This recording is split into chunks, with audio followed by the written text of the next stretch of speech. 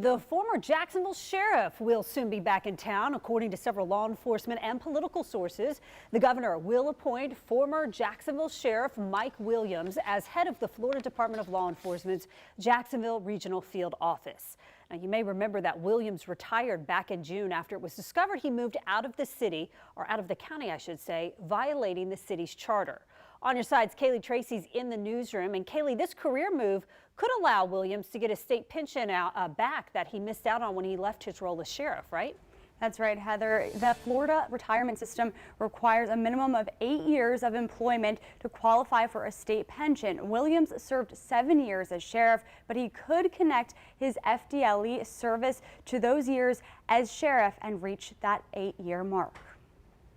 I know his commitment. He's a good guy. Retired Jacksonville Sheriff's Office Detective Kim Varner worked with former Jacksonville Sheriff Mike Williams on the SWAT team. He was committed to law enforcement when and Mike was committed. I know people probably find it hard to believe for him to just skip out of town his last year, knowing that, he had to stay within the county. But Mike was committed to law enforcement. To me, that was never any question of that. Varner says he was surprised to hear that Williams could soon be returning to law enforcement as the special agent in charge of the Jacksonville Field Office for the Florida Department of Law Enforcement, according to several law enforcement sources. I thought he was ready to walk away from law enforcement and to just enjoy retirement, spend time with his family.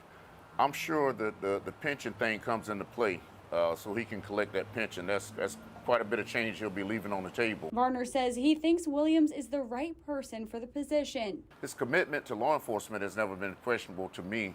So like I said earlier, I think FDLE is getting a great leader. Mike was a good sheriff in my opinion. Williams would replace Special Agent in Charge Matt Walsh, who left the job when he was named FDLE Assistant Commissioner. The Jacksonville office is one of 7 regional offices. Williams, if appointed to the job, would oversee investigative and administrative duties for the 13 counties in the region. And we reached out to Williams and Governor Ron DeSantis and have not yet heard back. A spokesperson for FDLE says they haven't hired someone for that position and they don't comment on possible applicants. Coming up at 6, I'll break down just how much money Williams could earn if he takes that job and when it comes to his pension specifically. In the newsroom, Kaylee Tracy, First Coast News, on your side.